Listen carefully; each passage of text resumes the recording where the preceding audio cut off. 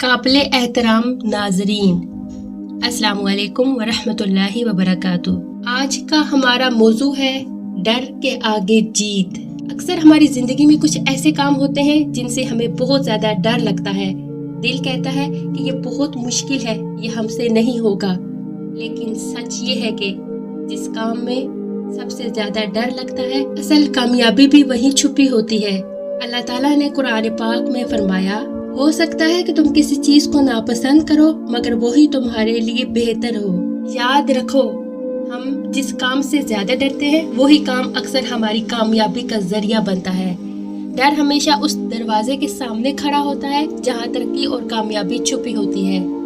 شیطان ہمیں ڈراتا ہے، کہتا ہے یہ مشکل ہے، یہ تم نہیں کر سکتے، لیکن ایمان ہمیں ہمت دیتا ہے کہ اگر اللہ پر بھروسہ کر کے قدم بڑھاؤ گے تو ناممکن بھی ممکن ہو جائے گا۔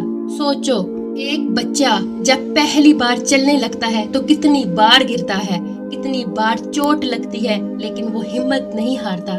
اگر وہ ڈر کے آگے ہار مان لے تو کبھی چل نہ پائے۔ ایسے ہی اگر ہم زندگی میں ڈر کے آگے جھک جائیں تو کبھی آگے نہیں بڑھ پائیں گے۔ یاد رکھو، جتنا ڈر لگتا ہے اتنا ہی وہ کام کرنا ضروری ہے، کیونکہ جتنا کرو گے اتنا سیکھو گے، اور جتنا سیکھو گے اتنا ایکسپرٹ ہو جاؤ گے۔ پھر وہی کام تمہارے لیے آسان ہو جائے گا اور ایک دن تمہاری جیت بن جائے گا۔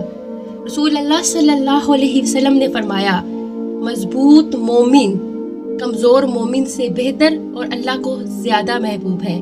یعنی اللہ اس کو پسند کرتا ہے جو ہمت کے ساتھ قدم بڑھاتا ہے، ڈر کے باوجود کوشش کرتا ہے۔ اگر ہم ڈر کے آگے جھکنے کے بجائے اللہ پر توکل کر کے آگے بڑھیں تو ایک وقت آئے گا جب یہی ڈر ہماری سب سے بڑی طاقت بن جائے گا۔ پھر مشکلات آسان لگنے لگیں گی اور کامیابی قریب آ جائے گی۔ آخر میں بس اتنا یاد رکھو، ڈر کے آگے جیت ہے۔ ہمت کے ساتھ قدم بڑھاؤ، اللہ پر بھروسہ رکھو اور دعا کرتے رہو۔ انشاءاللہ ایک دن وہ وقت ضرور آئے گا جب یہی سفر تمہیں وہ مقام دے گا جس کا تم نے خواب دیکھا ہے۔ انشاءاللہ اللہ کرے آپ کے ہر خواب کی تعبیر آسان ہو۔ اسی دعا کے ساتھ آپ سے گزارش ہے کہ میرے چینل کو سبسکرائب کریں اور اس کار خیر کا حصہ بنیں۔ شکریہ۔